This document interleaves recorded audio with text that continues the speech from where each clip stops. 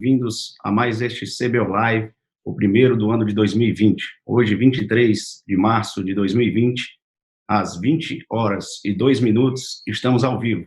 E nesse momento, como manda o figurino, temos um CBO Live totalmente diferente, atípico, um CBO Live em que a gente teve, obviamente, pela demanda, que mudar o tema. A gente esperava apresentar a doutora Vilma de uma maneira muito mais propícia, com um momento muito mais adequado, mas hoje a demanda nos exige falar sobre o tema do momento, informar muito mais, para trazer informação a você que tem tantas informações aí no WhatsApp, nas redes sociais, e que muitas vezes a gente não sabe quais são as verídicas, quais são as que não são. E esse canal hoje, mais do que nunca, vai servir para que todos nós tenhamos pessoas competentes e que sabem do assunto que estão falando, aliás, do pouco que sabemos sobre essa doença que está envolvendo todo mundo. Então, hoje, como manda também o peso desse evento, contaremos com a presença do nosso presidente, Dr. José Beniz, do nosso vice-presidente, Dr. Cristiano Cacheta, nosso tesoureiro, Dr. Pedro Carlos Carricondo, da doutora Bárbara Parolini, do Dr. Gonzalo e do Dr. Gustavo. Então, queria chamar ela que vai dividir esse cenário comigo, nesse e nos próximos durante esse ano. Doutora Vilma, seja muito bem-vinda, apesar do momento mundial não ser do jeito que a gente queria há 20 dias atrás, quando a gente começou a conversar. A gente tem uma importante função, que é de orientar e de transmitir informações corretas para todos que nos assistem. Seja muito bem-vindo, doutora. Muito boa noite, Nilton, muito boa noite aos colegas oftalmologistas. Realmente a gente já vinha sonhando com vários temas bem interessantes da nossa prática, mas a gente precisou interromper um pouquinho a nossa rotina de assuntos específicos da oftalmologia para falar um pouco sobre essa pandemia que nos atinge a todos como pessoas, como para as nossas famílias, assim como na nossa profissão. Então, por conta disso, a gente vai começar, então, num assunto falando desta pandemia, mas a gente vai ter primeiro a abertura do professor Beniz, nosso presidente do CBO, que vai fazer uma introdução ao nosso primeiro programa. Dr. Beniz, por favor. Muito obrigado, Vilma, muito obrigado, Nilton, grandes amigos e responsáveis por esse sucesso do CBO Live, que acontece já há algum tempo, e que temos hoje o prazer de ter também outros colegas, nosso vice-presidente Cristiano Cacheta, Dr. Gustavo de Moraes, Dr. Gonzalo e Dr. Pedro Carricondo junto conosco. Muito obrigado à VWW, que nos propicia com essa transmissão tão elegante. Obrigado a todos que estão nos ouvindo e assistindo ao mesmo tempo, como o Nilton disse, direto de suas casas. Bom, o papel do CBO neste momento, desta pandemia, da crise da Covid-19, é realmente trazer junto toda a oftalmologia brasileira. É importante, nesse momento, estarmos coesos para transmitirmos as orientações, como o CBO tem feito, através de seus comunicados. São importantíssimas essas comunicações para orientação de como nós todos devemos nos comportar nesse momento tão especial de nossas vidas. É impressionante hoje ver, por exemplo, comércios fechados numa situação talvez inimaginável pouco tempo atrás. Então, é importantíssimo que nós, oftalmologistas, nesse momento tão especial do Brasil e da humanidade, estejamos todos juntos, nossas sociedades filiadas de cada estado, nossas sociedades filiadas temáticas, nossa diretoria, nossos colaboradores em especial, que estão trabalhando diuturnamente em seus lares, em suas residências, para que o CBO continue na sua função de congregar a oftalmologia brasileira. É um prazer muito grande estar aqui com vocês e, sem mais delongas, então, vamos passar a esse programa interessantíssimo que temos nessa noite de segunda-feira, 23 de março. Obrigado, Vilma, obrigado, Newton, pela introdução. Mais uma vez, passo para vocês. Então, vamos chamar agora, para dar continuidade, nosso vice-presidente, doutor Cristiano Cacheta. Doutor Cristiano, por favor. Obrigado, Newton, obrigado a todos. Eu acho que as palavras do professor Benis, elas resumem muito bem o cenário de união que nós temos que ter nessa ocasião. Então, eu acho que durante o decorrer desse programa, a gente vai estar à disposição para tentar responder algumas questões que porventura surjam a respeito disso. Podem ter certeza que toda a equipe do Conselho Brasileiro de Oftalmologia está trabalhando bastante e a gente até, no momento de descontração dentro de um quadro tão importante, tão sério, a gente brinca que a gente nunca trabalhou tanto quanto a gente está trabalhando agora, quando a gente está em casa, está no home office, tentando fazer tudo isso. Então, todos sabem que eu sou membro de um hospital-escola da Santa Casa de São Paulo e estou lá trabalhando também nos meus horários de atuação, então a gente tem um cenário diferente.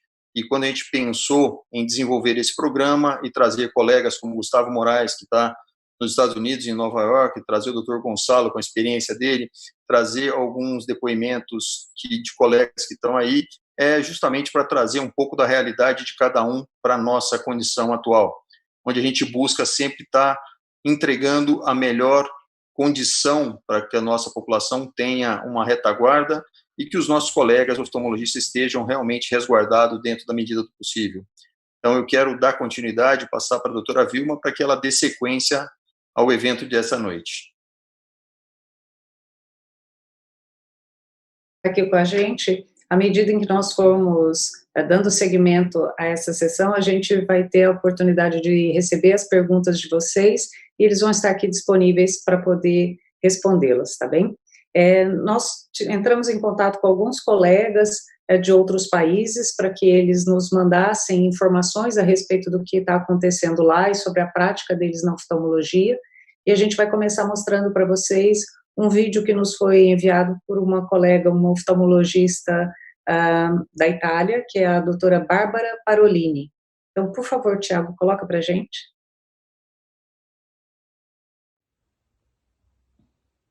Dear colleague, I'm Barbara Parolini. I work in Italy. I work and live in Brescia, which is now a hotspot since a few weeks, and it's fully immersed in the COVID area. At the end of February, when we had the first case, I thought it was a flu, so we kept working. Then one patient who had been checked in the clinic on February 22nd, he called to say that his brother had died in a few days and he had been in contact with him. The brother was positive for COVID, and so everybody in my clinic panicked, and we stopped working and decided to close until we knew exactly if the patient that had come was positive himself or not. He turned negative. So what happened? We still were thinking that we could work, but less. So we started working with precautions, and that meant checking a patient every 45 minutes in different waiting rooms, asking the relatives to wait outside the clinic, and wearing a mask, gloves, goggles, and disinfecting all the surfaces after every patient. But around us, in 2 weeks, the number of infected people was building up, and we were all wondering what was the right thing to do. We were still operating cataract, and at the time we stopped cataract, stopped all the patients that could be postponed, and we kept operating retina and glaucoma cases. We were worried for the virus, but telling the truth, we were also worried for the economic collapse. And we were asking ourselves, how can we completely close the clinic and stop working, how to check the patients, what to do. However, the patient, first of all, were self-limiting and calling to cancel the appointment because they were afraid or sick or close to sick people. And then I remember that day one patient called. I had operated on that patient with cornea transplant in January. He was healthy at the time, very fine person, and the father of his eyes operator that was very often with me in the operating room. He called and said, "Doctor, I cannot come tomorrow for my eye check because I'm in the hospital. I have hard time breathing. And the doctors here already told me that they will not give me artificial ventilation if I get worse because they don't have enough machines and they are forced to select. I am not candidate." And that day, I realized that the problem was not just the virus that maybe an immunocompetent person can overcome. It's the pandemic logistic around the virus that make it worse. There are not enough resources to keep up with so many people sick at the same time. And this new term, not candidate, is a very bad term that is coming up now in the hotspot areas. And the criteria for being selected as not candidate for ICU can vary in different regions, but in the region with a high density of sick people are age 60 or older and previous systemic condition that increases the risk, or let's say lower the chance of surviving even with rescue treatment. So my patient died actually 1 week later, and we had no choice. We decided to completely lock down the activity. We are all at home. The patients are calling the clinic and they are transferred to a cellular phone. I can deal with them through the phone most of the time. And when I feel that I cannot take care of the patient through a phone call, I go to the clinic and I check them one by one. It seems like in ophthalmology we don't have emergencies anymore. And people are really self-limiting themselves. Probably they keep their problem for them because sight is less than life in these times. And so I'm at home, I am studying, I'm preparing talks and slides and videos. I'm trying to be prepared for what comes next, because I'm sure we will come out of this and we will start again doing our job. And my husband works in a community hospital. He's a radiologist, the head of radiology department, so he cannot avoid going there. And so every day I kiss him goodbye and say, please come home negative, in a positive way. Bom, a gente tem a sensação que a gente está apenas um passo atrás do que ela relatou, né? Parece que o mundo nunca aprendeu tão rápido sobre uma situação como essa, né? A gente está diante de uma possibilidade de aprendizado muito grande, mas junto com o aprendizado vem muitas dúvidas. E é por conta disso que a gente hoje vai contar aqui com o Dr. Gonçalo Vecina Neto, que é um professor de saúde pública da USP, ex-CEO do Hospital Sírio-Libanês e ex-diretor da Anvisa, que vai nos falar um pouco mais, nos orientar um pouco mais sobre essa história. Por favor, doutor Gonçalo. Bom, boa noite. Eu quero iniciar agradecendo o convite da CBO. Eu me sinto bastante honrado, cumprimentar todos vocês aí, e, em particular, a senhora, a doutora Vilma. Bom, eu tenho falado bastante, lido bastante, estudado bastante sobre esse evento do coronavírus, né? E eu acho que a gente tem que olhar com um pouco de distanciamento este evento, porque é uma coisa absolutamente inédita na história do Brasil. E eu acho que o pessoal tem dito que é a pior coisa que acontece na humanidade depois da Segunda Grande Guerra Mundial. Do ponto de vista geral, eu concordo que sim, mas do ponto de vista específico, ou seja, dentro do setor saúde, nestes tempos modernos, eu acho que nem a gripe espanhola dá para comparar com o que nós estamos vivendo com a epidemia do coronavírus. Por que não? Por causa da velocidade de transmissão e por como hoje nós tão rapidamente conseguimos ir de um lado para o outro do mundo, que garante essa disseminação muito rápida. A gripe espanhola, ela ocupou o fim de 2018 e início de 2019, uma boa parte de 2019. Para os padrões atuais, a gripe espanhola foi relativamente lenta, né? É que naquele tempo a mortalidade foi absolutamente elevada, né? Muito elevada, se estima que morreram 50 milhões de pessoas, porque não tínhamos recursos terapêuticos e tínhamos pouco entendimento da própria fisiologia humana. E hoje nós temos muito mais conhecimento e muito mais capacidade de intervir nesse processo de adoecer e morrer, né? E então, para nós, o nível de conhecimento, de tecnologia que temos hoje, é surpreendente o estrago que essa epidemia está fazendo e poderá continuar fazendo, né?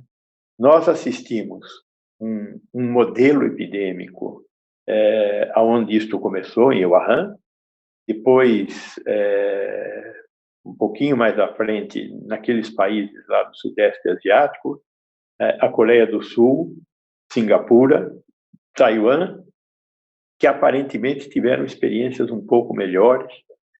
E aí existe um conjunto de elementos para a gente considerar. Um deles importante é a quarentena. Outro que aqui nós não estamos conseguindo seguir, que é a questão da testagem em massa dos pacientes, né? Esses são os dois elementos mais diferenciados. Mas há um grande consenso em que nossos sistemas de saúde, de uma maneira geral, o SUS, inclusive, eles não estão adequadamente preparados para a realidade, para o que nós estamos vivendo hoje. Se a gente acrescenta um pouco de pressão a isso, como nós estamos fazendo agora com essa epidemia, certamente os sistemas entrarão em colapso, como entraram em colapso, principalmente na Itália.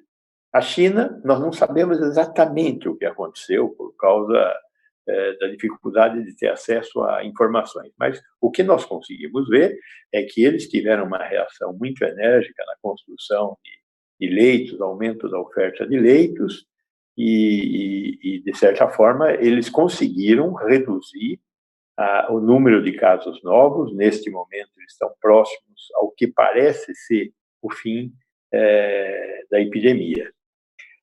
Coisa semelhante está acontecendo com mais transparência, relativa a mais transparência, porque Singapura também não é uma coisa tão aberta assim, mas está acontecendo em Taiwan, e Coreia do Sul e Singapura. O Japão ainda está na fase ascendente, né? E aí nós vivemos o desastre italiano. O desastre italiano é o nosso grande temor. Porque o desastre italiano não aconteceu na Itália como um todo, aconteceu numa região rica da Itália, que é a Lombardia. Naquela região, nós tivemos um descompasso entre o número de pacientes que necessitavam chegar a uma UTI e o número de pacientes que conseguiram chegar até a UTI. É óbvio que nenhum país tem uma estrutura muito superior às suas necessidades, porque é de jogar dinheiro fora. Ninguém joga dinheiro fora. Seja um país capitalista, seja lá o que for, não dá para jogar dinheiro fora. Então, as taxas de ocupação dos hospitais no mundo inteiro, bons hospitais no mundo inteiro, situam-se em torno de 85%. As taxas de ocupação das UTIs se situam em torno de 95%.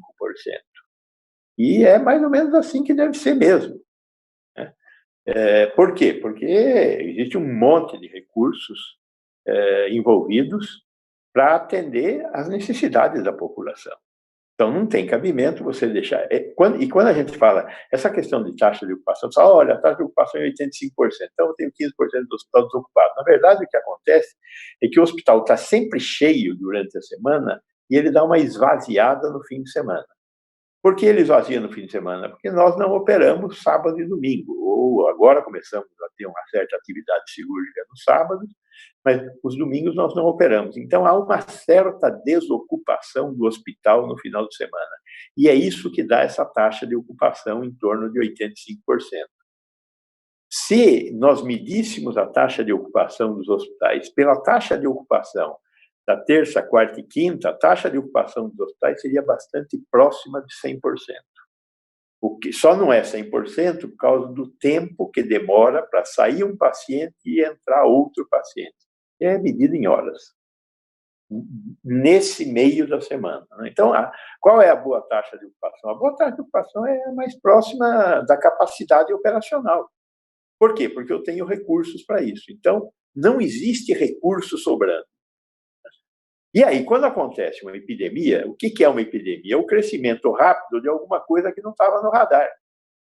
Então, quando acontece esse crescimento rápido, rapidamente os recursos se exaurem. A nossa estratégia, aprendida aí com esses países, é fazer o possível para que a curva epidêmica se achate. E, em vez de ela acontecer em um mês, que ela aconteça em 3 meses. Para quê? Para que exista menos estresse no sistema de saúde. Na Itália, isso não aconteceu. Eles ignoraram um pouco a violência da velocidade de transmissão desse vírus. E o número de casos cresceu muito. Eles ignoraram que a pirâmide etária tem tudo a ver com a violência da doença. A Itália provavelmente é o primeiro ou segundo país mais velho da Europa. Provavelmente é mais velho do que a Alemanha, que é o segundo país mais velho. E essa epidemia, ela tem uma característica interessantíssima. 80% dos casos poderão ser, inclusive, assintomáticos. A pessoa tem e nem percebe que teve. Boa parte deles vai ter lá uma febrícula, tosse, coriza, alguma coisa assim. Mas 80% vão ser essas coisas muito simples. Agora, são contaminantes. O RO, que é o número de infectados por infectante, está variando uma barbaridade. Tem gente que fala que se situa em torno de 4, mas tem gente chutando que é 16. Uma pessoa contamina 16. Né? No caso da comitiva do Bolsonaro, aconteceu um negócio desse tipo. Bom, de qualquer forma, tem um RO grande. Grande parte desses caras que se contaminam nem sabem que estão doentes, mas contaminam. 80% dos casos vão ser resolvidos em casa, exceto pelo fato de que são transmissores. Portanto, tem que ficar mesmo em casa, para não ficar transmitindo para mais gente. Isso depois a gente pode discutir um pouco quando a gente for discutir uma ideia, né, de intervenção inteligente na curva epidêmica, ou pensando em ações verticais ou ações horizontais. 20% dos casos vão precisar ir para o hospital. 5% do total de casos vão precisar ir para a UTI. Qual é a base sobre a qual nós estamos colocando? Não se sabe. O que é a base? Quando que uma epidemia acaba? Uma epidemia acaba quando acabam os suscetíveis. Quem são os suscetíveis? As pessoas que vão receber aquele micro-organismo, neste caso, né? Estão falando de uma doença infecto-contagiosa. Quando acaba os suscetíveis, a epidemia acaba.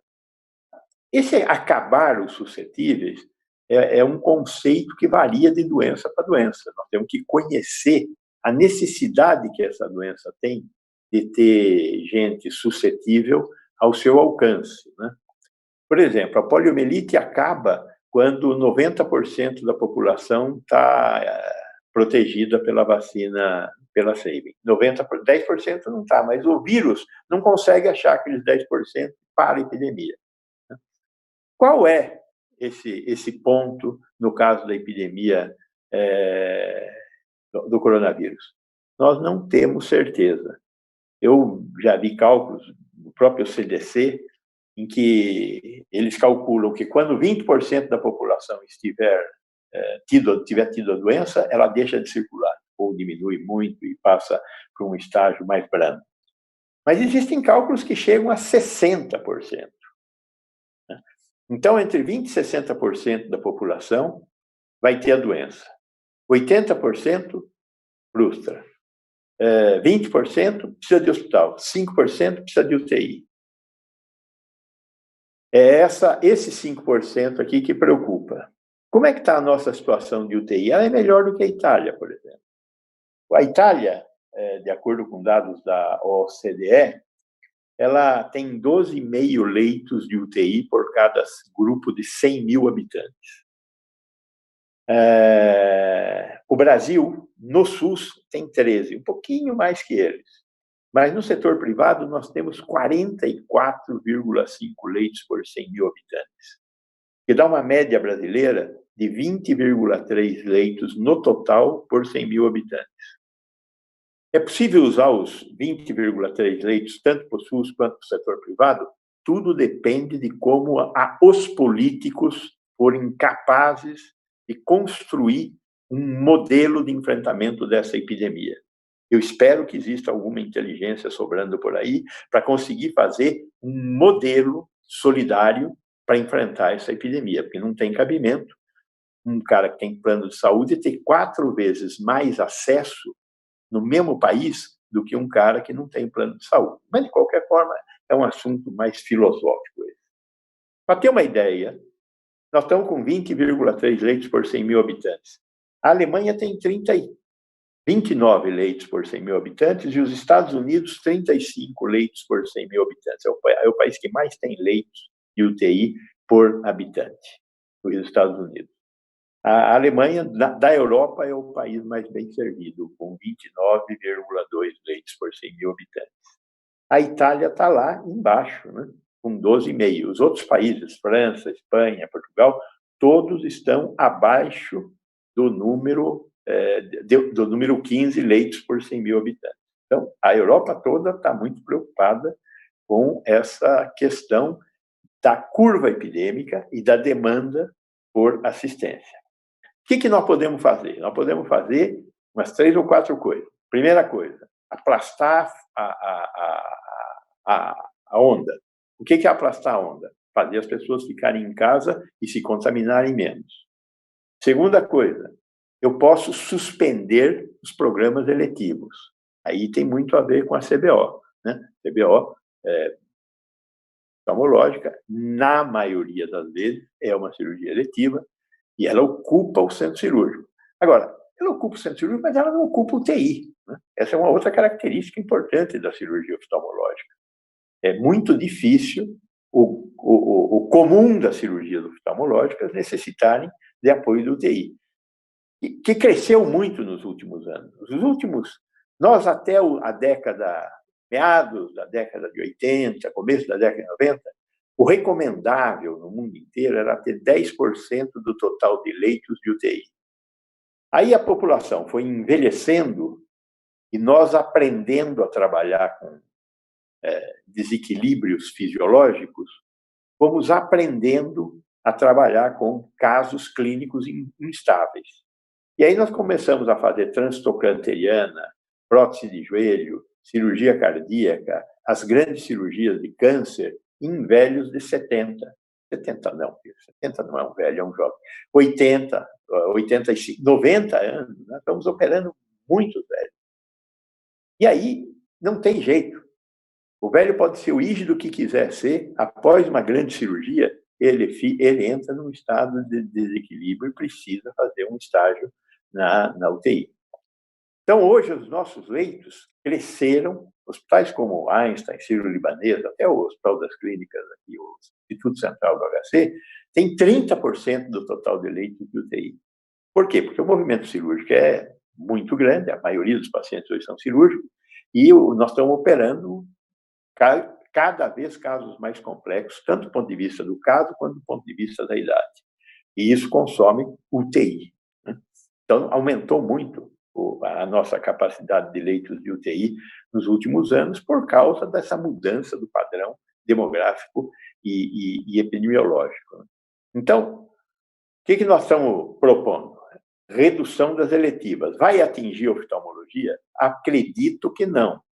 Mas muitos hospitais poderão ter uma ordem meio militar, assim, meio burra, né? Quer dizer, sem cirurgia eletiva. E aí esquece que a cirurgia oftalmológica não consome leite de UTI. Em todo caso, este é um diálogo que os senhores vão ter que travar nos respectivos locais de trabalho dos senhores. O fato é que vamos reduzir as eletivas.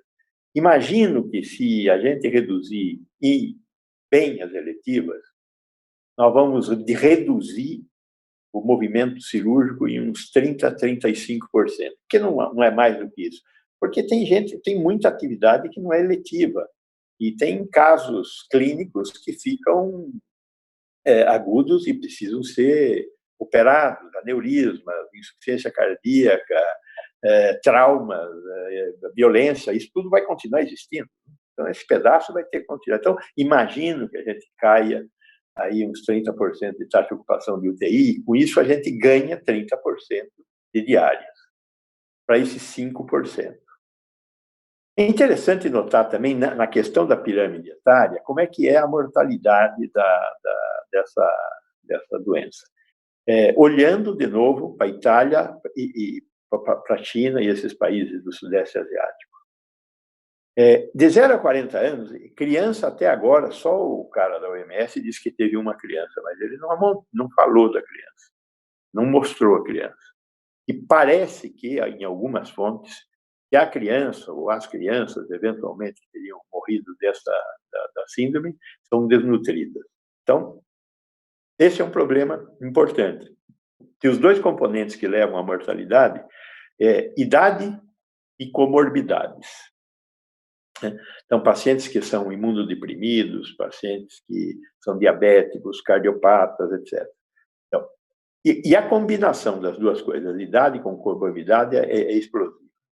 De 0 a 40 anos, a mortalidade é 2 por 1.000, ou seja, 0,2%. A mortalidade, aí, a partir dos 40 anos, ela vai subindo. Só para ter uma ideia, aos 80 anos, a mortalidade desta doença é de 14,8 por 100. Então, sai de 2 por 1.000 para 15 por 100 aos 80 anos, que é uma barbaridade. É alto para burro, né? Então, quem é que está ocupando a maior parte dos leitos de UTI? Quando não ocorre escolha de Sofia, como aconteceu na Itália, e muitos vídeos eu tive a oportunidade de assistir, de médicos desesperados tendo que fazer escolha de Sofia. Entre um velho e um jovem, entre um velho e uma mãe, enfim, coisas desse tipo. Não ir para a UTI, pulmão vitrificado, é quase sempre igual à morte. Não existe esse dado. Quantos dos que não foram para a UTI, precisando ir para a UTI, morreram? Nós não temos ainda. Vamos ter depois da epidemia. Então, a primeira providência é aplastar a onda. A segunda providência diminuir serviços eletivos. A terceira providência é, na medida do possível, criar leitos de UTI. Então, é difícil criar um leito de UTI, o leito de UTI é um leito caro. Sem falar em infraestrutura, um leito de UTI, para ser implantado, custa pelo menos uns R$150 mil só em equipamentos. Então, não é barato e é bastante complexo. Pode ser montado? Pode ser montado. Né? Pode usar containers, pode usar até tendas que sejam climatizadas, né? Tem que trazer equipamento de climatização. Você consegue montar uma UTI, mas pode ser feito relativamente rápido, dependendo do material construtivo, containers e tendas, né? Mas não vai ser fácil. Aqui nós estamos tendo alguma experiência, no Rio, a Fiocruz está montando, aqui em São Paulo, no Pacaembu, lá no Centro-Norte, no Complexo Cultural lá do Anhembi, mas até agora o que está sendo montado são estruturas de média complexidade, não são UTIs 100%. Outra questão que nós vamos nos defrontar é a questão dos respiradores. Nós temos um número também maior de respiradores do que a Itália tem, mas talvez não seja suficiente. Agora começa também a surgir notícia de que é possível fazer um ventilador assumir até 4 pacientes, desde que eles tenham uma complacência pulmonar semelhante. Eu não consigo regular o respirador para atender diferentemente 4 pacientes ou 2 pacientes. Ele vai atender sempre com a mesma pressão, com os mesmos parâmetros. Né? De qualquer forma, estamos aprendendo. Né? Eu acho que essa é a principal característica dessa epidemia. Estamos aprendendo. Então, com essas medidas, nós talvez consigamos ter um desastre menor, mas quase certo que um certo desastre nós vamos ter que viver, principalmente quando essa epidemia chegar nos grandes conglomerados urbanos da periferia das grandes cidades. É bom, 85% da população brasileira vive em 450 municípios. Nós temos 5.600 municípios, mas em 450 está 85% da população. São os grandes municípios brasileiros, grandes e médio-grande brasileiro, onde existe muita pobreza na periferia e existe muita concentração urbana na periferia. E é o que o bicho gosta. Muita gente junta. Né? Até que ponto? É verdade que essa muita gente junta, quando você olha aqui em São Paulo, para a cidade de Tiradentes, para o Mboi Mirim, 4% da população tem mais de 60 anos. Quando se olha para Pinheiros, 20% da população tem mais de 60 anos. Então, é óbvio que essas populações das periferias são populações relativamente jovens ainda. Isso talvez seja um atenuador, mas a pobreza provavelmente vai ser um buster nessa epidemia com a qual nós vamos ter que lidar. E aí acresça-se a isso o desastre econômico que vocês já estão percebendo e que eu não sei o quão competentes nossos governos serão para tratar do desastre econômico. Pelo que nós estamos vendo nos países desenvolvidos, Estados Unidos e parte da Europa, não tem muito jeito de trabalhar dinheiro para que as pessoas possam comer. 40% da população brasileira trabalha de manhã para comer à noite o que ganhou de manhã. São os trabalhadores informais, 40%. Então, aí tem um outro subtema, que é óbvio, não faz parte da nossa discussão aqui hoje, sabe? Não faz parte, tudo faz parte, mas não faz parte tecnicamente falando. Né? Então, eu acho que, do ponto de vista epidemiológico, eu acho que eu falei dos principais parâmetros da doença. Do ponto de vista assistencial, também. Né? Acho que é importante que a gente tenha um comportamento muito transparente durante toda a epidemia. Todos têm que ser muito transparentes. para conseguir segurar o pânico e para que as pessoas tenham um certo temor reverencial a esse conjunto de coisas sobre as quais nós estamos falando. Tem que ter o temor reverencial. Não pode pôr a mão em qualquer lugar. Tem que lavar a mão com água e sabão. Tem que usar álcool gel. Tem que não tossir na cara dos outros. Lembrar que máscara, como foi, eu assisti o finzinho do vídeo aí, todo mundo tem que usar máscara, o médico e os pacientes que vão, né, nessa profissão da oftalmologia, quem vai ser consultado tem que ir de máscara. E o consultador também tem que ter de máscara, porque ele não sabe se ele não é um transmissor. Com certeza, a máscara não te protege de você pegar a doença, mas vai te proteger de alguém que passe a doença para você, porque a pessoa que você estiver consultando está usando a máscara, se tossir, vai tossir na máscara, espero que a máscara esteja muito úmida para não mobilizar essa umidade no ar, e você, idem, né? Então, e lavar sempre, né? Ficou úmida a máscara, tem que jogar fora, pegar outra. A N95 é mais incômoda, né? É mais incômoda. Ela filtra o vírus, com certeza ela filtra o vírus. É mais cara, mais incômoda e mais difícil de encontrar. Eu acho que provavelmente nas próximas 2, 3 semanas, nós vamos estabilizar essa questão de máscara e álcool gel. Os testes, é um outro capítulo esse, né? Nós começamos testando um pouco, porque nós não tínhamos teste. Não é uma política de não fazer teste. A política é fazer teste. Mas não tinha, então fizemos uma política para não fazer. Porque, de fato, fazer o teste ou não fazer o teste não muda nada. Para que você faz o teste numa pessoa grave? Para ter certeza que ela está com o coronavírus e tomar cuidado com onde você vai colocá-la dentro do hospital. É por isso. Não é por outra razão. Não muda o tratamento, né? Feita a tomografia, uma pneumonia vítrea, vai ser considerada sempre um coronavírus e vai ser tratado em isolamento. Agora, o isolamento é um isolamento relativo, não é isolamento como a gente reconhece hoje, porque, na verdade, esses pacientes, eles... quem trabalha com eles é que vai estar de Júpiter, né?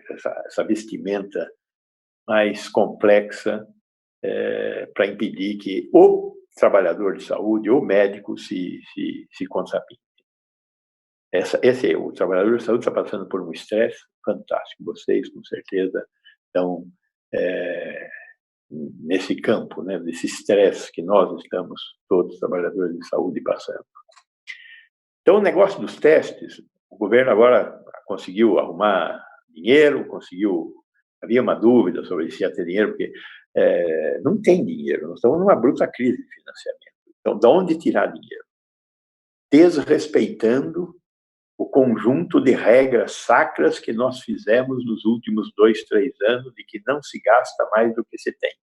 Isso significa que tomou-se a decisão de gastar mais do que tem. Sem gastar mais do que tem, não precisa ter futuro, não vai ter futuro, né? Então, graças a essa ideia de vamos gastar, que estamos comprando testes e vamos testar mais. Há um valor relativo dos testes para ter uma ideia melhor de quando os suscetíveis estão chegando ao fim. Embora, como 80% tem, e uma parte desses 80% nem sabe que tiveram, nós nunca vamos testar esses caras. Então, nós não vamos saber. A única maneira de saber exatamente onde estamos é fazer uma pesquisa específica de prevalência. Então, faz uma amostra, 2, 3 mil cidadãos, uma amostra que seja adequada, né?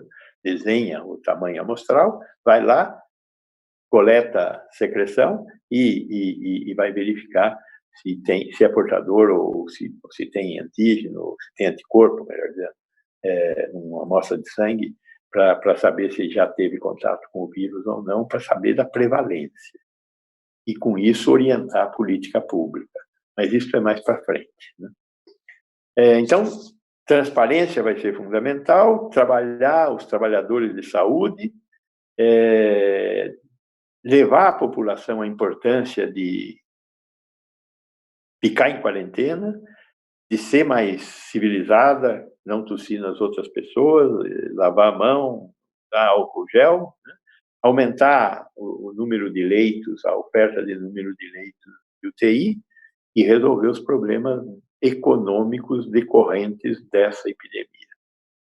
O que vai sobrar para o futuro? Se nós formos competentes, um monte de boas lições para lidar com novamente ocorrer. Nós estamos pressionando de tal forma o meio ambiente que a probabilidade da ocorrência dessas transformações genéticas, que esse vírus é uma transformação genética, ele vivia num determinado mundo e para aumentar sua capacidade de perenização, ele fez algumas transformações darwinianas. E por isso ele saltou para o homem. Isso vai acontecer de novo. Não tão grave, ou talvez mais grave, né? Nós já vimos a SARS, a gripe suína, a H1N1, isso recentemente. Tem coisas que nós nem percebemos que aconteceram. A MERS, né, da gripe do Oriente Médio, algumas muito suaves, como essa MERS, aqui no Brasil nem chegou. Outras mais preocupantes, como a SARS e o HN1, que nos preocupou. O HN1 nos preocupou, principalmente porque pegava grávida, era uma coisa, pegava só velho, né? Velho, bem. Mas vai acontecer de novo. Então nós temos que aprender. A outra questão que nós temos que aprender é como trabalhar para diminuir as desigualdades que podem cobrar um custo muito grande da civilização que nós estamos tentando construir. Eu vou ficar por aqui, porque eu acho que eu falei demais, né? Vou ficar à disposição, eu não tenho nada para fazer, sabe? Fantástico, quando se tem conteúdo, se pode falar muito, mas a gente não vê o tempo passar. E eu acho que da explanação que o senhor fez, a gente tirou várias orientações e, sem dúvida nenhuma, a questão do aprendizado com tudo isso é uma das coisas que a gente mais vai levar de legado dessa situação. Eu vou passar para o Niltinho agora, para ele apresentar o nosso próximo convidado, que vai mostrar um pouco desse aprendizado que está sendo feito lá em Nova York, já que ele é um dos colegas que está lidando com isso lá, e sem dúvida nós vamos contar com o senhor, porque a gente recebeu várias questões relacionadas ao tema, e a gente já adianta que as questões que a gente não conseguir responder ao vivo agora, nós vamos fazer o que a gente está brincando de pós-evento, vamos responder todas elas, e vamos deixar à disposição no site do Conselho Brasileiro de Oftalmologia em relação a isso, então a gente vai ter acesso ao senhor, contando com a sua boa vontade. Conte comigo. Muito bom, muito obrigado. Newton? Sou Gonzalo, na verdade, se fosse aula de glaucoma, catarata, a gente já tinha interrompido fazia tempo, mas até pela demanda de pessoas que estão perguntando, pelo nível de perguntas que estão aparecendo e pela importância do tema, a gente achou, pelo conteúdo apresentado, a gente achou que realmente hoje é um dia atípico, e as pessoas aqui a gente está divulgando até no meio médico em geral, coisa que a gente só faz normalmente no meio oftalmológico. A gente hoje entende que esse assunto é um assunto importante até para pessoas que não são médicos. E aqui, queria deixar eu, como Newton, meus parabéns a toda a diretoria do CBO, em nome do nosso presidente que está aqui, em nome do nosso vice-presidente, que não tem medido esforços e tomado decisões muito duras, e muitas vezes, inclusive, criticadas, e a gente sabe que nesse momento de incerteza, como o senhor bem mencionou, incerteza financeira, incerteza até de um cenário de colapso mundial, a gente vê um cenário realmente bem certo para os próximos dias e tomar as decisões que o Conselho Brasileiro de Oftalmologia tem tomado, tem se antecipado muitas vezes aos fatos, olhando para o que está acontecendo na Itália e no resto do mundo. Eu tiro o chapéu e me sinto realmente honrado de fazer parte desse conselho. Então, como o senhor falou, o momento é de união, e as perguntas que tiverem sendo enviadas, mesmo que a gente não consiga responder durante o evento, como o doutor Cristiano Cacheta falou, a gente vai responder depois. E esse link, muito provavelmente, hoje, diferente do habitual também, a gente vai deixar disponível para que, mesmo no decorrer dos dias, as pessoas já possam assistir. Então, independente disso, que a gente cresça muito, cresçamos como pessoas, como sociedade, e que a gente evolua, tire alguma lição disso tudo. Porque realmente os dias são incertos, mas não é um momento de pânico. Então, sem mais delongas, eu queria convidar nosso próximo convidado, que fala de Nova York, Dr. Gustavo de Moraes, que tem doutorado pela Faculdade de Medicina da USP, e está presente aí nos comitês de crise, né, dos hospitais onde trabalham, e é uma honra para nós ter um grupo tão seleto de pessoas que sabem tanta coisa de um assunto que é tão desconhecido ainda para a maioria de nós. Então, Gustavo, por favor. Muito obrigado pelo convite de estar aqui. Também aprendi muito com as palavras do Dr. Gonzalo. Eu vou compartilhar alguns slides para minha apresentação. Mas eu queria, então, deixa eu me apresentar. Para quem não me conhece, eu sou, como você disse, eu sou médico oftalmologista, professor de glaucoma e pesquisa clínica na Universidade de Colômbia. Também tenho meu mestrado em saúde pública e bioestatística pela Universidade da Colômbia. Minha projeção está aparecendo? Sim. Então, eu vou passar para vocês a perspectiva nossa aqui nos Estados Unidos, principalmente da cidade de Nova York, em relação ao que está acontecendo com essa infecção, com essa pandemia. Primeiramente, os números aqui da nossa cidade. Os dados de hoje que eu chequei, nós temos mais de 20 mil casos no estado de Nova York. 5 mil casos só hoje, aqui no estado de Nova York. 12 mil dos quais aqui na cidade de Nova York, onde eu estou, sendo que 13% dos casos positivos estão hospitalizados aqui na nossa cidade. Temos 157 mortes no estado de Nova York e 45 mortes da cidade de Nova York. Nas últimas 24 horas, a taxa de uma morte por hora. E o hospital onde eu trabalho, que é o New York Presbyterian, da Columbia e da Cornell, nós temos atualmente aproximadamente 525 pacientes hospitalizados, aproximadamente 20% na unidade de terapia intensiva. Então, se você botar aqui, aproximadamente 13% dos casos positivos são hospitalizados, que 20% dos hospitalizados estão na terapia intensiva, aproximadamente 2% dos positivos estão parando na terapia intensiva. Numa cidade de 8 milhões de habitantes, estamos falando aí de aproximadamente 160 mil pessoas na UTI.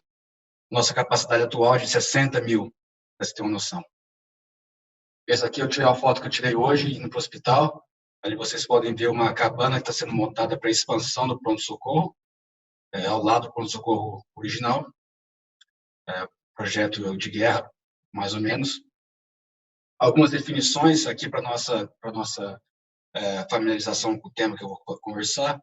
A definição de doença relacionada ao COVID é a presença de febre com tosse, dificuldade de respirar, fadiga, congestão ou diarreia.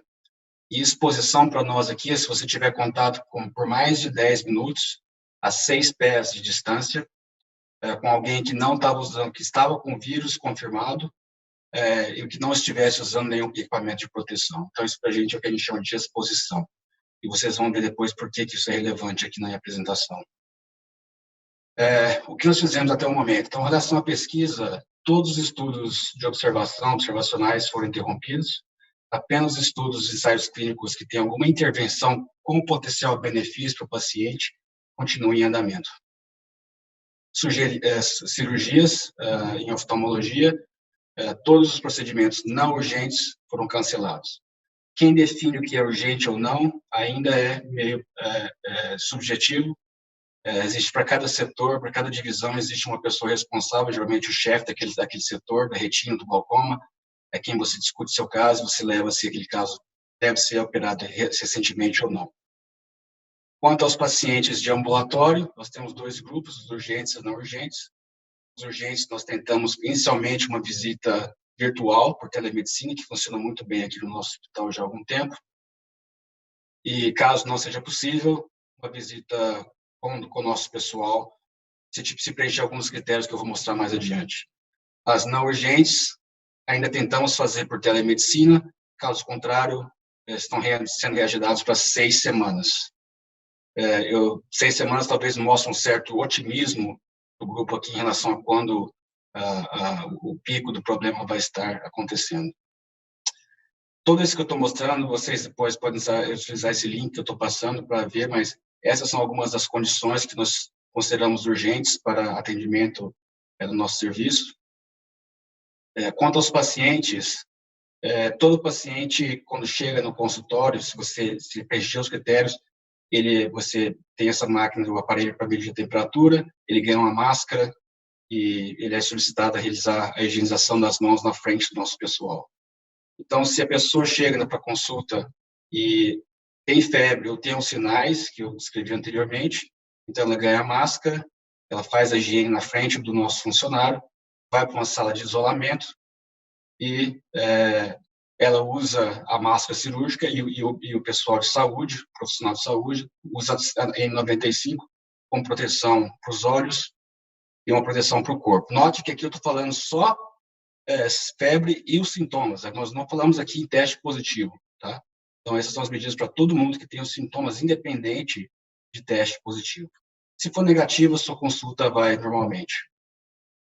Aqueles pacientes que telefonam antes de aparecer no consultório, se eles preencherem os critérios de olho vermelho ou urgências que eu escrevi antes, de novo, telemedicina, uma triagem, e caso não seja isso, seja um OCT, um campo visual, uma consulta não urgente, está sendo suspensa e marcado sem definição de dia de retorno. Quanto aos profissionais de saúde, que hoje correspondem a grande parte daqueles que são infectados, a nossa recomendação é que todo o profissional de saúde que tiver sintomas, sejam eles leves ou não, são considerados Covid-19 até prova o contrário. Então, esse é um conceito que foi recentemente estabelecido. E o outro muito importante, que foi citado anteriormente, se o profissional de saúde estiver doente, é para ficar em casa. Não precisa fazer o teste. Está doente, é para ficar em casa. Caso o seu profissional de saúde for exposto ao Covid na comunidade ou no ambiente de trabalho, ou seja, exposto baseado naquela definição que eu mostrei, ele deve primeiro notificar ao seu trabalho, existe cada departamento tem uma pessoa para contato. Se não tiver sintomas, o profissional de saúde vai usar uma máscara e vai continuar o trabalho normalmente. Ou seja, teve contato, mas não tem sintomas, volte a trabalhar, mas tomando aqueles cuidados. E a gente solicita que eles avaliem a temperatura e os sintomas pelo menos 2 vezes por dia e reportar ao ambiente de trabalho se houver alguma alteração nesse período. Nos casos de profissionais de saúde em casa, com ou suspeitos do Covid, a recomendação é, de novo, para ficar em casa e só vai retornar ao trabalho afebril, sem uso de antipiréticos, e deve usar máscara por 14 dias desde o início dos sintomas, tá? Quando voltar a trabalhar. Então, isso que a gente tem seguido aqui. E nós estávamos inicialmente utilizando a máscara cirúrgica, como foi discutido anteriormente, e mais recentemente todo mundo recebeu uma N95, depois de muita briga com o hospital, devido ao risco de transmissão entre os profissionais de saúde. Hoje em dia, a gente também não testa mais, não faz mais o teste em todo mundo. No início, só fazia teste em quem fosse sintomático. Mais recentemente, não precisa nem ser sintomático. Aliás, mesmo que seja sintomático, nós não estamos fazendo teste. O teste é para aqueles que têm os sintomas e preenchem esses critérios da direita, ou seja, pessoas hospitalizadas ou que vão precisar de ser hospitalizadas, pacientes de alto risco, ou aqueles pacientes que depois de receberem alta, vão para ambientes aglomerados, como, por exemplo, asilos e outros lugares. Então, só ser sintomático não é mais um critério para fazer o teste, pelo menos aqui em Nova York. Claro, medidas de isolamento dos quartos, de salas de exame, cada serviço tem 1 ou 2 salas dedicadas a esses pacientes. De novo, tudo isso vocês podem ver depois no link que eu vou fornecer. Como fazer a esterilização dessas salas, eu também estou fornecendo aqui o nosso protocolo, que inclusive foi encaminhado essa semana ao CDC, e o CDC vai divulgar para recomendação para os outros serviços de oftalmologia nos Estados Unidos, e outras recomendações, até como forma de se vestir, e quais os procedimentos para utilizar as luvas ou limpar o equipamento que nós tornamos disponíveis para todos. último ponto é que nosso governador, recentemente, estabeleceu que todos os médicos, profissionais de saúde, enfermeiras, podem ser convocados a qualquer momento a comparecer a qualquer hospital da cidade de Nova York para trabalhar em funções de emergência, como pronto-socorro ou UTI. Esse é um dos shoppings ou lugares de eventos, o Javits Center de Nova York, se vocês estiveram aqui. Ele vai ser, então, convertido em uma grande, não em um hospital, mas uma grande unidade avançada de atendimento, começando nessas próximas semanas, para atender essa demanda que eu mencionei no começo da minha apresentação. Então, é isso que está passando por aqui. Toda essa informação está disponível para quem tiver interesse, ou quem quiser me contactar com perguntas, ou depois dessa apresentação, estou disponível. Muito obrigado a todos. Muito obrigado, doutor Gustavo. Excelente sua apresentação de um caso real, case realmente, que pode nos trazer muito ensinamento. Muito obrigado mesmo por suas palavras e de como Nova York está enfrentando esta crise tão grave. Muito importante as orientações que você deu específicas aí sobre não uso de jalecos, não uso de joias pendentes ou qualquer adereço pendente, não uso de gravatas. Tudo isso nós vamos utilizar nas nossas apresentações, muitos já praticam aqui. Agora, também em relação aos testes que você acabou de dizer, em relação aos profissionais de saúde, que você disse que já não não basta mais ter sintomas para que sejam feitos os testes. Em relação aos profissionais de saúde que estão em ativa, estão dispensados também do teste? Como que funciona aí para vocês? Se o profissional de saúde tiver sintoma, ele deve ficar em casa, independente da causa. Se for gripe comum, não importa. Como eu disse, a presunção é que todo mundo, se desenvolver esses sintomas, profissional de saúde, é o Covid. Mas mesmo que não seja, a recomendação é ficar em casa. Aquele que não tem sintomas vai trabalhar usando a máscara. Isso. E então, esse é um ponto importante que o Dr. Gonzalo mencionou, né? A questão não é mais saber qual o seu problema. A questão é não sobrecarregar o sistema. Porque se cada pessoa que acha que está doente porque tem o Covid for ao hospital e for testado, os testes que devem ser utilizados para aqueles grupos mais importantes vão ficar prejudicados. E existe uma coisa em epidemiologia que é o valor preditivo positivo do teste. Quanto mais pessoas você joga no seu pool que não tem a doença, menor será o valor preditivo do seu teste. Então, é isso tudo para minimizar esses efeitos de fazer teste desnecessariamente. Correto. Então, no caso, os profissionais, a pergunta que hoje eu acho que tem muito no Brasil ainda você disse sobre os profissionais de saúde que estão doentes, logicamente ficarem em casa. E aqueles que estão sadios e atendendo para a questão, como o doutor Gonzalo disse, dos assintomáticos que são transmissores da doença. Isso também deixou de ser feito, e o doutor Gonçalo também pode entrar e comentar alguma coisa sobre isso. Como mudou agora o sistema de teste, nós não sabemos se essas pessoas são mais positivas, né? Então, continuam trabalhando. Quando se fazia o teste, aliás, eu tenho colegas que, no começo, o teste era recomendado a todo profissional de saúde, e, de novo, essas medidas estão mudando a cada dia, tá? Talvez, se você me perguntar isso amanhã, depois de amanhã, será diferente. Mas, há 4 dias, todos os profissionais de saúde eram testados, e, se fosse positivo, mesmo que assintomático, era recomendado ficar em casa. Mas, de novo, devido à sobrecarga do sistema atualmente, não vai ser testado, então a gente não sabe, entre aspas, né? Se ele é positivo ou não, mas ele vai continuar trabalhando desde que utilizando aquelas medidas que mencionei. Obrigado. Bom, muito obrigada, Gustavo. Muito obrigada, doutor Gonçalo. Nós estamos com uma quantidade enorme de perguntas, mas vocês podem continuar mandando suas perguntas, porque nós vamos buscar responder algumas agora, aqui no ar, com os nossos colegas, e tentar juntar um pouco para que a maior parte das pessoas seja respondida nesse momento, mas todas a gente vai buscar responder depois e deixar todas disponíveis para que vocês acessem. Elas giram muitas vezes em torno dos mesmos pontos. Uma coisa que eu gostaria de chamar a atenção, que eu já estou vendo pelas perguntas aqui, é que o Dr. Gonçalo se posicionou em relação ao fato de que as nossas cirurgias são eletivas, logo nós não implicamos no uso da UTI. Por outro lado, né, ele mencionou sobre esse aspecto, porém, os nossos pacientes são, na maior parte das vezes, idosos e, de qualquer forma, vão ficar se deslocando e tendo acompanhantes. Então, pensando nessa não movimentação das pessoas, é que a gente fez a interrupção das cirurgias eletivas aqui no nosso país, assim como o Gustavo comentou que foi feito também nos Estados Unidos.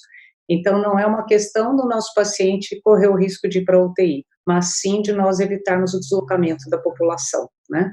A gente tem outras perguntas e muitas vão exatamente para o glaucoma e para a retina. Por nossa sorte, a gente também tem aqui hoje o Dr. Pedro Carricondo, que vai expor agora. Então, as perguntas que a gente está tendo, elas são algumas para o Dr. Gonçalo, que falam um pouco mais sobre saúde pública, e algumas mais focadas na oftalmologia, então, que depois Gustavo e Pedro poderão nos ajudar.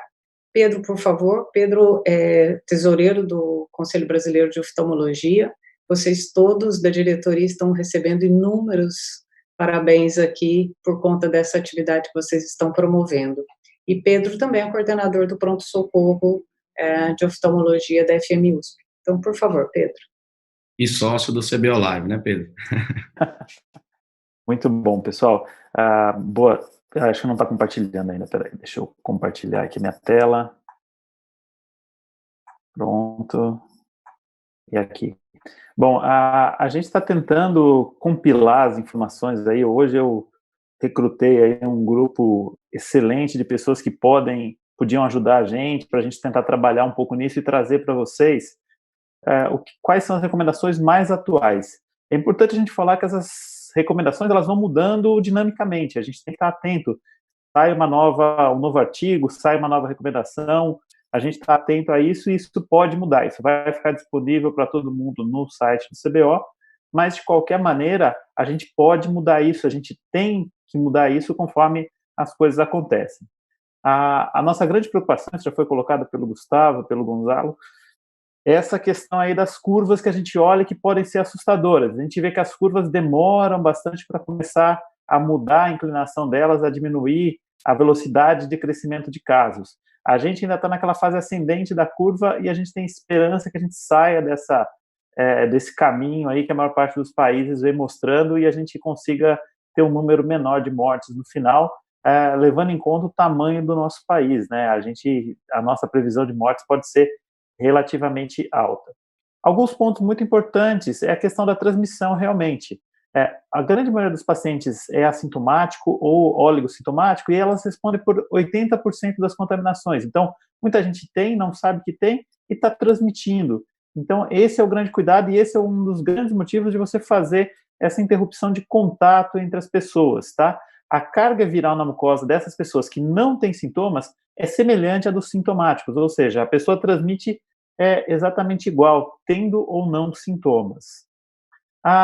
Alguns pontos são muito importantes. O médico tem o risco de adquirir, sem dúvida nenhuma, a maior parte dos médicos é uma população saudável, e se não tiver um pouco mais de idade, não tem tanto que se preocupar, o que vai ter provavelmente é uma gripe simplesmente. Mas as pessoas mais idosas, pessoas com problemas respiratórios, pessoas em uso de medicações imunossupressoras de qualquer tipo, têm que tomar um cuidado muito maior por esse risco aí de quadros mais graves. Lembrar que o risco para o paciente dele ter contato com outros pacientes, dele ter contato com seus funcionários, daquela circulação, que foi isso que a Vilma acabou de colocar aí em relação a esse risco que tem para o paciente. E a gente não pode esquecer, e esse é um ponto que acho que ocasionalmente fica pelo caminho, que é a questão do médico como um vetor transmissor. Tem uma chance da gente ter dos médicos já contaminados pela quantidade de pacientes que acaba tendo contato que pode estar transmitindo. Então, um dos motivos também da gente tentar reduzir a questão das consultas eletivas também é para a gente não ser um fator de disseminação da doença entre os pacientes, especialmente entre os pacientes do grupo de risco. Se a gente lembrar que as nossas cirurgias, na sua grande maioria, são pacientes idosos, a gente está colocando uma população extremamente fragilizada em relação ao vírus, em exposição em risco. Então, isso é bastante importante. O que a gente está recomendando, de acordo com todos essa compilação aí de todos os diversos dados que a gente recebe? Neste momento, evitar, na medida do possível, as consultas eletivas. Quando a gente precisar fazer algum tipo de atendimento, não deixar de fazer triagem desses pacientes para casos suspeitos de corona. Lembrar que os casos suspeitos não tem mais nada a ver com questão de contato com uma pessoa doente ou contato com alguém que foi para a China ou que foi para a Itália. Nesse momento, são pessoas que tenham febre e sintomas de trato respiratório, tá?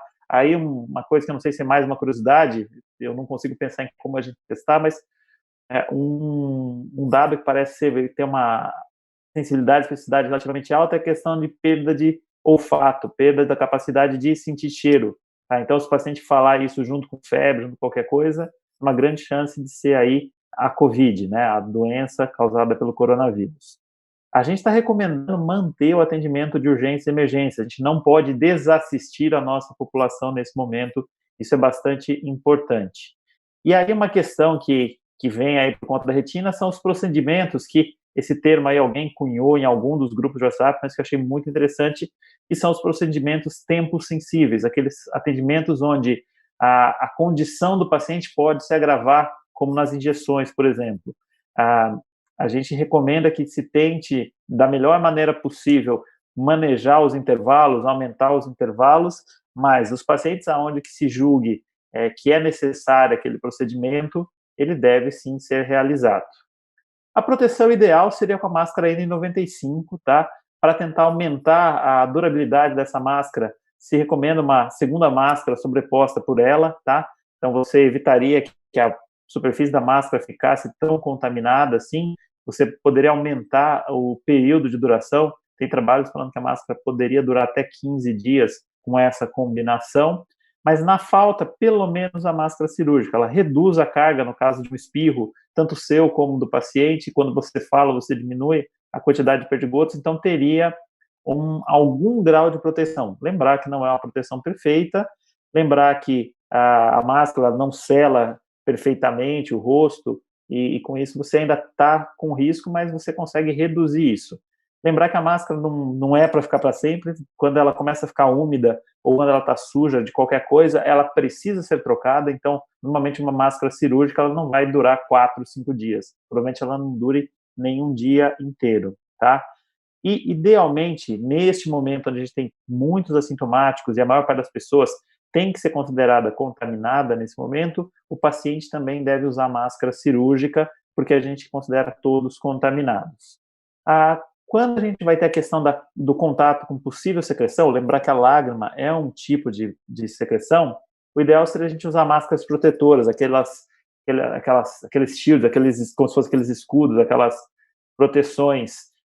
Isso pode ser usado no rosto da gente, ou a gente que tem um aparelho como intermediário entre a gente e o paciente, obrigatoriamente tem que ser colocado na lâmpada de fenda. Tem vários modelos, a gente deve disponibilizar na página do CBO algumas formas de construir esses protetores aí que são tão importantes da gente ter na lâmpada de fenda. Lembrar que quando a gente está de máscara, a gente tem que ter muito cuidado na hora de tirar ou colocar máscara, tá? Acho que todo mundo lembra das cenas aí que a gente teve recentemente do pessoal tentando pôr e tirar máscara na televisão, tal, a bagunça que se fazia. Aquilo não é para ser feito, é para você colocar a máscara e ficar com ela. Você tocou a máscara, você está contaminado, sua mão está contaminada, tá? Porque você está respirando, você está trazendo ar para sua máscara, você contamina a máscara. Então precisa tomar muito cuidado com isso. E não tocar a sua máscara, não ficar ajeitando a máscara, você tem que colocar, ajeitar uma vez, e é isso, mas você não pode ficar tocando, especialmente tocar o rosto.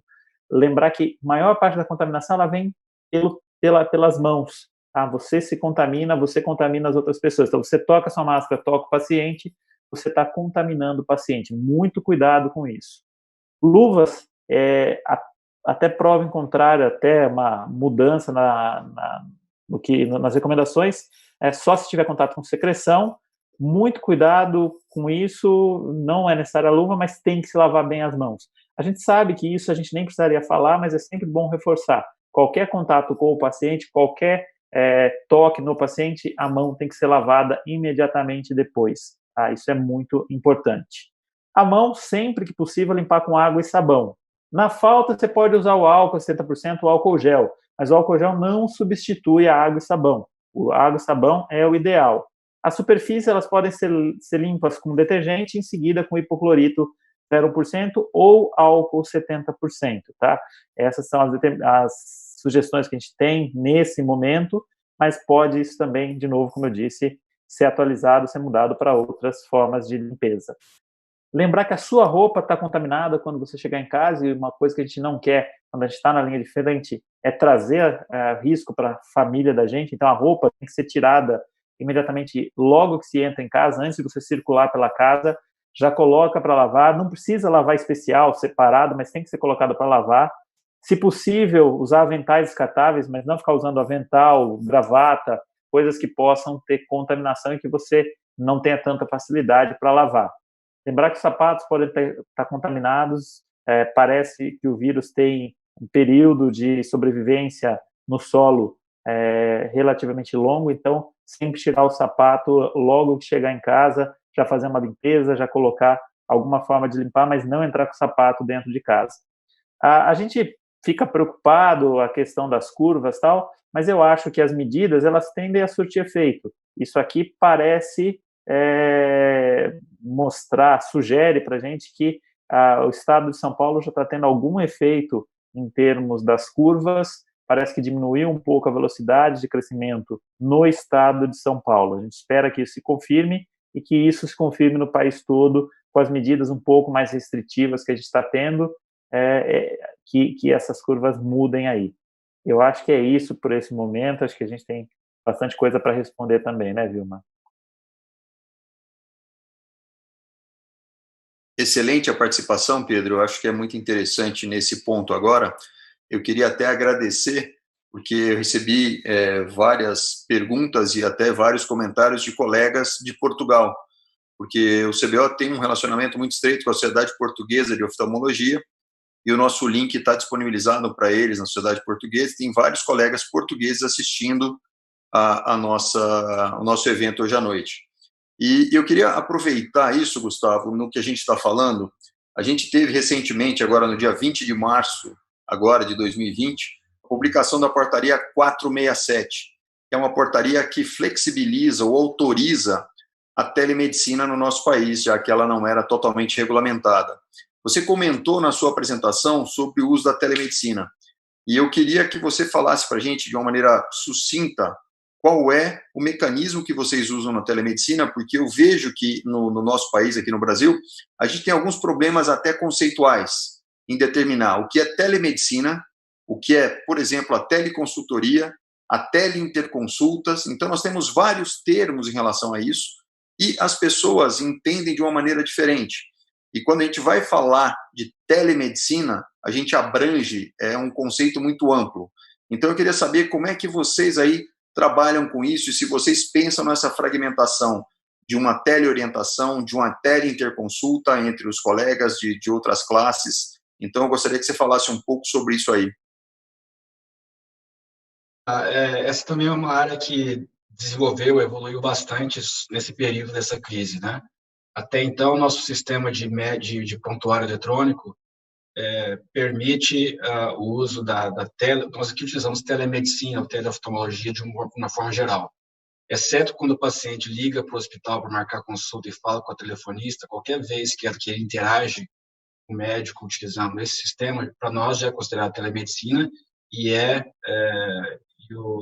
cobrado o plano conforme telemedicina.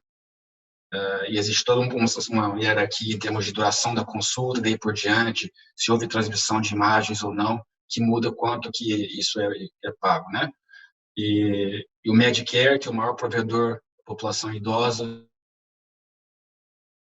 E atualmente a maioria dos planos de saúde também cobrem, e agora durante a crise todos se comprometeram a cobrir para diminuir de novo a necessidade dos pacientes irem ao hospital. E mais recentemente também, você pode fazer isso utilizando outros sistemas que não o de prontuário eletrônico. Então, por exemplo, FaceTime e Skype atualmente são autorizados aqui. E nós podemos gravar isso e salvar no prontuário eletrônico do paciente e utilizar isso para cobrar do plano de saúde depois. Então, perfeito. É muito interessante o que você falou, a dinâmica e a velocidade com que estão mudando as coisas. Hoje à tarde, aqui no Brasil, a gente já começou a ter informações que a saúde suplementar está liberando algumas coisas em relação à remuneração do médico à distância em função desse atendimento prestado. Todo mundo pede para o CBO se posicione com uma velocidade muito rápida, mas é fundamental que todos entendam que nós temos uma necessidade de ser um pouco moroso em alguns pontos, principalmente nesses pontos polêmicos, porque nós ainda não temos uma regulação muito clara. E toda vez que o CBO se posiciona dando um documento, esse documento tem uma responsabilidade muito grande. Essa semana inteira e a semana passada nós passamos discutindo isso com alguns colegas que têm mais familiaridade nisso. Dentro em breve vocês vão ter, sim, as regulamentações que o Conselho vai determinar dentro do que ele entende de melhor para essas situações. Então, é muito importante a gente ter essa experiência que você está passando para a gente, a experiência dos colegas locais aqui. Vilma, vou passar para você. Muito obrigada, Gustavo. Doutor Gonçalo, eu tenho muitas perguntas para o senhor, mas como a gente também não pode extrapolar muito o nosso horário, eu vou fazer 3 perguntas para o senhor que o senhor me dê respostas o mais breve possível diante das questões que são bem amplas. Mas vamos lá. O doutor Gustavo, quando fez a apresentação, comentou a respeito de que eles têm uma previsão de 6 semanas no manejo dessa questão. E aí a pergunta para o senhor é qual é a previsão para o fim do nosso isolamento social e qual vai ser a estratégia do fim da quarentena? Respondo já ou respondo em conjunto? Como o senhor preferir. Então, eu tenho mais 2, já vou lhe dar. A outra a gente assiste na televisão regularmente as pessoas na China, em outros países, todas de máscara pela rua. Por que não a população toda não usar máscaras? E a terceira, de ordem muito prática. Fui ao meu consultório, fui ao hospital trabalhar, volto para casa, o que eu faço quando eu chego em casa com a minha roupa que eu estou vindo do hospital? E quando eu recebo comida ou qualquer tipo de encomenda na minha casa, o que eu devo fazer? Muito rapidamente, a expectativa nossa aqui é que essa crise, se a gente fizer a quarentena adequadamente, ela dure no máximo mais 2 meses. Mas já será um imenso desastre do ponto de vista econômico. Se nós não fizermos a quarentena direito, aí não se sabe o que vai acontecer. Com relação à máscara na rua, eu acho que seria, neste momento, adequado. Agora, temos que lembrar que a China é um país que tem um clima favoravelmente frio, nesse momento é frio lá na China, e eles têm um problema de contaminação atmosférica muito mais grave do que nós. Então, eles também usam máscara lá para tentar se proteger do particulado. Pequim é uma das cidades mais poluídas do mundo, né? Então, você imagina, nesse clima que nós temos aqui, todo mundo de máscara na rua, não vai pegar, não vai dar certo, né? Mas, de qualquer forma, também temos o problema da escassez das máscaras, porque como nós não usávamos e de repente começamos a usar, é um produto que está em falta. Certamente vai aparecer um monte aí, 20, 30 dias, bom, seria bom, principalmente do ponto de vista dos que são e dos que tossem. E não seria bom só do ponto de vista da Covid-19, também seria bom do ponto de vista de qualquer sintoma respiratório alto. E a questão do que fazer quando chega em casa e como receber as coisas, puxa vida. Um pouco disso o Pedro falou aí, tem que chegar em casa, tem que tirar a roupa e pôr para lavar. tem que pegar o sapato e passar cândida no sapato, ou ter lá um tapete com cândida e pisa no tapete. O vírus parece que vive mais tempo do que deveria, embora ele desseque, ele morre por dessecamento, embora com o sol ele morre rapidamente, né? As temperaturas que nós costumamos ter aqui, aparentemente, ele desseca rápido, né? Quando você recebe alguma coisa, tem que passar álcool gel na superfície que foi manipulada por outras pessoas. Agora, além disso, você tem que acreditar na higiene do restaurante onde você pediu a comida. E se você vai comer comida quente, provavelmente não vai ter bicho vivo lá. Se você vai comer comida fria, bom, aí já não sei, né? Eu, comida quente, estou tranquilo, por isso tem um termômetro. Bobagem, né? Não tem jeito, não dá para ser 100% de certeza. Tem que correr um certo risco, não tem jeito. Perfeito, professor. Muito obrigado. A gente tem realmente muitas perguntas. Queria agradecer a participação de todo mundo que está mandando muitas perguntas aqui. Eu tenho uma para o doutor Gustavo, em relação a esses protocolos que a gente tem visto aí na internet sobre o uso da hidroxicloroquina. Então, como tem sido os resultados do uso desses medicamentos e quais as perspectivas que vocês têm em termos de tratamento para o futuro? Será que a gente está mais próximo realmente de um tratamento como esse ou de um tratamento como uma vacina? E se há a possibilidade de pessoas que já foram infectadas se reinfectarem? Isso é uma compilação aqui de várias perguntas que a gente está recebendo, Gustavo. E doutor Gonzalo fica à vontade para ter algum comentário.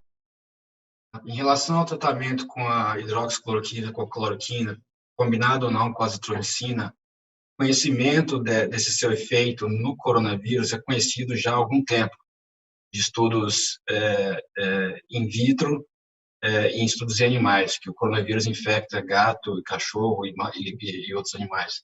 Então, já se sabe há algum tempo que ele tem essa propriedade, mas em humanos até então não havia sido testado de forma sistemática. O grande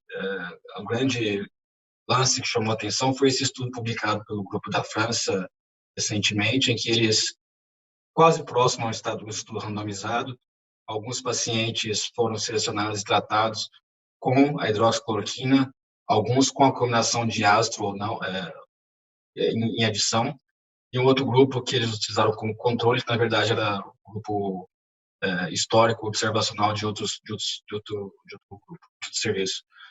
E o que eles mostraram é que é uma grande redução na taxa de vírus na orofaringe desses pacientes. Esse foi o grande resultado, esse foi o endpoint principal do estudo. Eles relataram também que entre aqueles tratados, dentro dos resultados, eles mostram que alguns pioraram, alguns foram parar na UTI também. Mas, de um modo geral, o grande 100% deles, quase, tiveram uma redução significante na concentração do vírus, implicando aí na possibilidade de redução da transmissão, que é uma das coisas que nós temos que preocupar, é a transmissão. Mas ainda não temos dados ainda suficientes para dizer que você consegue reduzir a morbidade e a mortalidade decorrente do vírus. Então, é daí que vem, então, o grande lance agora aqui nos Estados Unidos, o Trump autorizar a utilização compassional, nós utilizamos aqui. Aqui nos Estados Unidos, ao contrário do Brasil, eu sou médico, eu tenho CRM, mas eu não posso prescrever uma medicação que não faz parte da linha prescrita por oftalmologista. Da mesma forma que o cardiologista não pode prescrever medicação que o oftalmologista prescreve. E mesmo nas medicações que a gente prescreve como antibiótico, tem indicação. Então, a hidroxicloroquina não é uma medicação clássica para coronavírus, não é uma medicação para artrite, para malária. Agora, com essa autorização, o infectologista aqui pode utilizar compassional, com observação do FDA, avaliando os resultados. Então, nós vamos começar agora a ver resultados, inclusive aqui no nosso serviço, sendo coletados, que vão nos dar uma ideia melhor do impacto da mortalidade, na morbidade e na taxa de transmissão, que vai demorar um pouco a sair. Mas eu digo que eu, de um modo geral, estou otimista quanto a isso, baseado no que foi publicado por esse grupo. É um grupo de renome, os dados estão concretos, eles abriram para todos avaliarem, caso queiram verificar a validade, e eu acho que é algo que é promissor, eu me sinto otimista em relação ao futuro disso aí. Havia outra pergunta? De ordem prática aqui do consultório do dia a dia, tem várias outras perguntas, mas tem perguntas em relação à tonometria. Usar o tonômetro de sopro, como a gente já sabe, ou como eu vou esterilizar o meu tonômetro de Goldman, que é o nosso Gold Standard. Comenta um pouquinho disso para a gente, e aí depois eu vou passar para o Niltinho, fazer pergunta para o Pedro, porque tem muita pergunta sobre retina vindo aqui, para a gente entender um pouquinho mais sobre essa condição. Só acrescentar um pouquinho, que tiveram perguntas também, Gustavo, que está dentro desse contexto aí, a questão do eczema, né? Então, pessoas que estão contaminadas, se o eczema pode espalhar o vírus, vamos dizer assim. Eu acho que ainda não há dados que permitam em estudos em animais, você pode encontrar o vírus na conjuntiva de animais, mas eu acho que nós não temos ainda muita informação sobre a presença do vírus em outros tecidos. Mas eu posso verificar isso depois e confirmar com o grupo. Mas voltando à pergunta do Cacheta, o protocolo do nosso serviço atualmente a não ser que você precise da tonometria, não realizar a tonometria. Então, por exemplo, o pessoal da córnea, da retina, que raramente precisa de todos os pacientes, não tem feito. Os glaucoma, no grupo do glaucoma, nós estamos fazendo apenas o tonopen. Caso você precise confirmar, nós estamos utilizando o Goldman, porque a esterilização do tonopen é mais simples do que a do Goldman.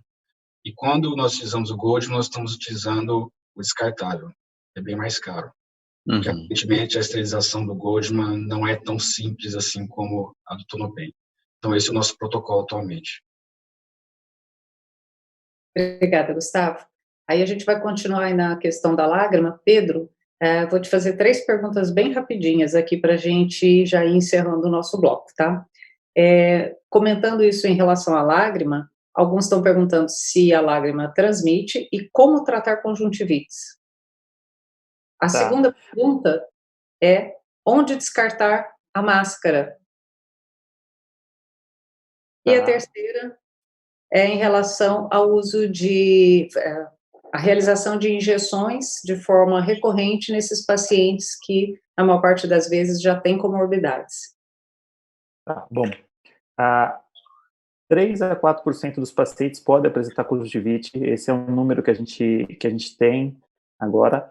Aparentemente, o vírus pode aparecer em qualquer secreção, seja saliva, seja lágrima, então, a princípio, a lágrima também seria fonte de contágio, então a gente precisa tomar cuidado com isso. A conjuntivite não parece uma conjuntivite mais complicada que as conjuntivites virais normais, é um quadro mais irritativo mesmo, que como a gente conhece nas conjuntivites virais, vamos chamar assim, simples, tá? Em relação ao descarte da máscara, o ideal é você ter um cantinho contaminado na entrada da sua casa, tá? Então, você chega na sua casa, você já vai tirar o sapato, deixar o sapato lá, fazer a desinfecção do sapato, tirar a sua roupa, trocar a roupa toda e já ter um lixo ali para você descartar a máscara no lixo. O ideal é que ela seja já colocada imediatamente dentro de um saco plástico, alguma coisa, e seja fechada para que ninguém tenha mais contato com ela para reduzir o risco de contaminação. E, finalmente, a questão das injeções, eu acho que a gente tem que ter em mente que as injeções, na verdade, elas são definidas como um tratamento quimioterápico. Tratamento quimioterápico, infelizmente, a gente não tem a opção de fazer ou não, teoricamente, a gente tem que seguir aquela programação. Obviamente, a gente sabe que pacientes que estão bem controlados, a gente pode, eventualmente, estender o intervalo entre as injeções, para justamente expor menos o nosso paciente. Então, se for possível, mas aí vai ser caso a caso que você vai determinar essa possibilidade. Você tentar esquemas onde o intervalo entre as injeções seja o mais prolongado possível nesse momento. O que não dá para você ficar examinando o paciente, chamando o paciente para voltar, se você acha que ele não precisa da injeção naquele momento. É interessante o Pedro comentar isso, e assim, eu vou brincar com o Pedro, porque o Pedro mora no hospital, né? Então, a máscara, ela tem que ser considerada como lixo hospitalar. Então, dentro do possível, ela não pode sair do ambiente hospitalar. No ambiente hospitalar, você tem aquela condição do Descartex, onde você vai colocar e vai tratar esse lixo como um lixo hospitalar. Porque a veiculação a circulação desses utensílios atrapalham bastante nessa questão. Doutor Gonçalo, tem uma questão aqui que já veio por mais de um dos nossos ouvintes ou da nossa audiência, que é uma pergunta sobre o tempo de incubação em países tropicais como o nosso. Esse tempo realmente é mais reduzido do que o tempo que estava se esperando em países em condições climáticas mais adversas ou mais frias? A gente pode acreditar nisso ou a gente pode entender que a gente está aprendendo com as outras nações onde já tiveram isso antes e nós estamos tentando fazer algo melhor, o que está mudando um pouquinho essa curva? Até agora, nós não temos dados suficientes para fazer uma afirmação sobre isso. Então, Perfeito. Continua considerando os 14 dias. 14 dias. Provavelmente, a gente vai ter muitas surpresas quando começar o calor, particularmente quando também a epidemia se deslocar um pouco para o norte e nordeste, porque ela ainda está se deslocando, mas muito lentamente. Então, nós vamos aprender sobre a fisiologia desse vírus a partir daí. Mas, por enquanto, não temos nenhum dado. Doutor Gonçalo, eu vou aproveitar para perguntar ao senhor, eu tenho certeza que muitas pessoas têm interesse nisso daí, como o senhor brilhantemente expôs na sua palestra, é sobre a pessoa que adquire aquele vírus, ele continua transmitindo, sendo um vetor. Isso no serviço de saúde é extremamente importante, porque a partir de que momento que um médico, ou uma enfermeira, ou uma médica, ou um enfermeiro podem se considerar que estão livres desse problema e voltar às suas atividades normais? A recomendação que está sendo feita é que, a partir do início dos sintomas, você fique 14 dias afastado. É essa a recomendação, que é mais ou menos universal, 14 dias após o início dos sintomas. Perfeito. Eu acho que um dado importante, só para a gente mencionar aqui, né, Vilma? Acabei de receber aqui do pessoal que está compilando os dados para a gente. Hoje a gente já tem mais de 2.000 pessoas impactadas nessa reunião que a gente está fazendo aqui. E eu acho que isso, mais do que nunca, a gente tem que tornar isso cada vez mais frequente, porque a educação e a transmissão de dados e o questionamento de coisas simples é o que vão dar força para que a gente siga nessa batalha e tenha um resultado mais favorável. Vilma? Realmente a gente precisa disseminar informação, né? Então, gostaria de agradecer vocês que vão fazer as respostas depois para todas as perguntas que os nossos colegas oftalmologistas estão mandando, e vou pedir que vocês façam breves comentários de despedida. Primeiro, por favor, doutor Gonçalo. Bom, eu acho que vocês estão usando a melhor arma que nós poderíamos utilizar neste momento.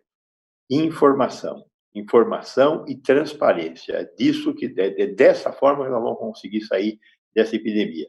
E tem algumas outras coisas também que vocês se comprometeram a olhar aí, que é essa questão da telemedicina.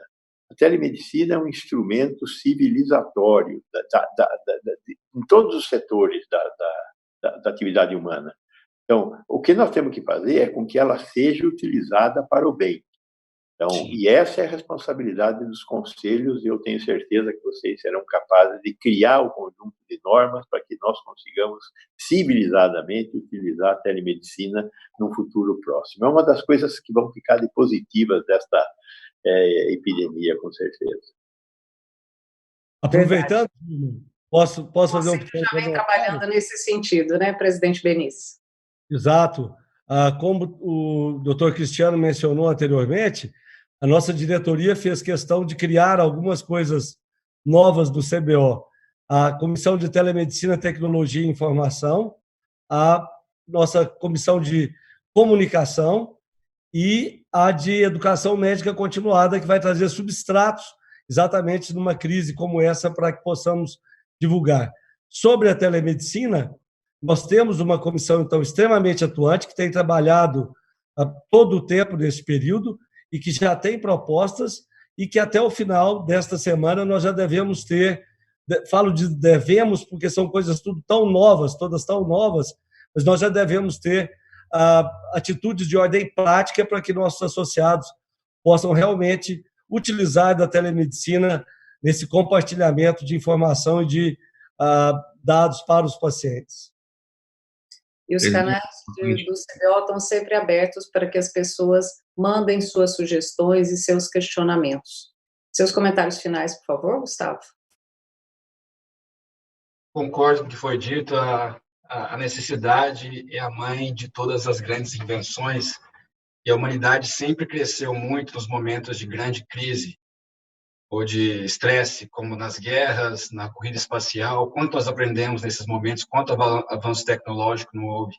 Eu acho que nesse momento que nós estamos passando, nós vamos aprender muito, e como nós discutimos agora, quantas coisas estão sendo aceleradas em virtude do que está acontecendo agora, não só a telemedicina, mas como outras formas de tratar as doenças e acompanhar os pacientes. Então, eu acho que, no final, nós vamos aprender muito e vai ser uma coisa positiva para a nossa especialidade, mas para a humanidade também. Dr. Pedro Carricondo? Bom, momentos difíceis, realmente, acho que são momentos de crescimento.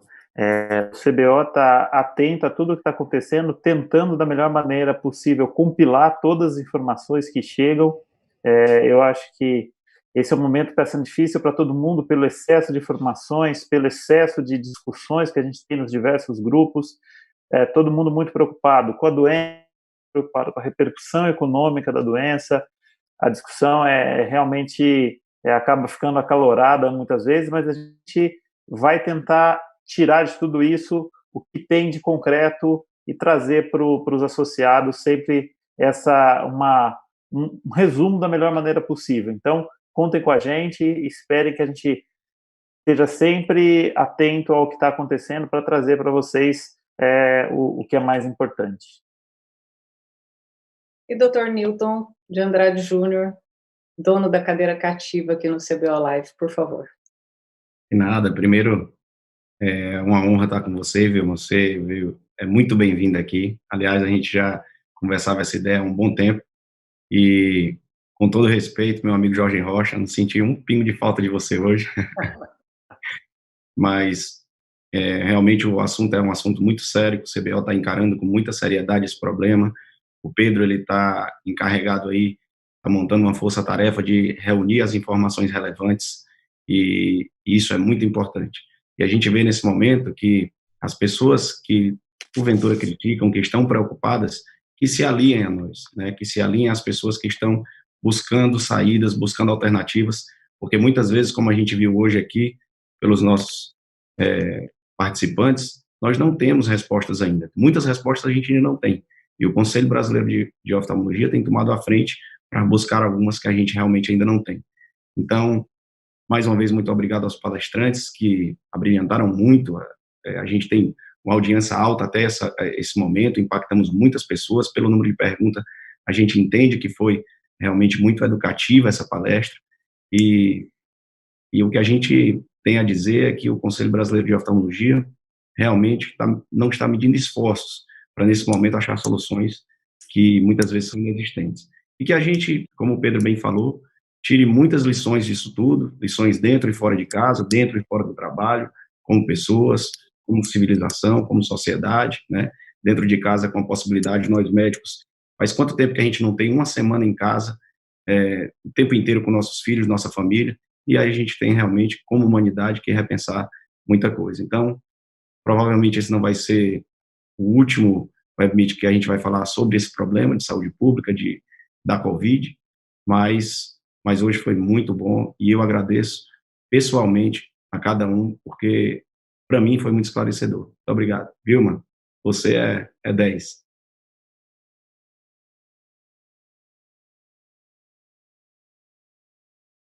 Terminamos então, Vilma? Terminados. Eu agradeço muito a todos vocês e, acima de tudo, a todos os colegas oftalmologistas. Hoje a gente teve uma audiência enorme. Na verdade, nós sempre temos colegas muito participativos. Lembrar que todos podem continuar mandando as perguntas e podem participar com sugestões ao CBO. E lembrar também que as sociedades filiadas, como a Sociedade Brasileira de Glaucoma e a Sociedade Brasileira de Retina e Vítreo, fizeram protocolos para atendimento em casos de urgência. Então, vocês podem acessar isso através do CBO e através das sociedades. Enfim, estamos todos disponíveis para ajudar da melhor maneira. Muito boa noite a todos e muito obrigada.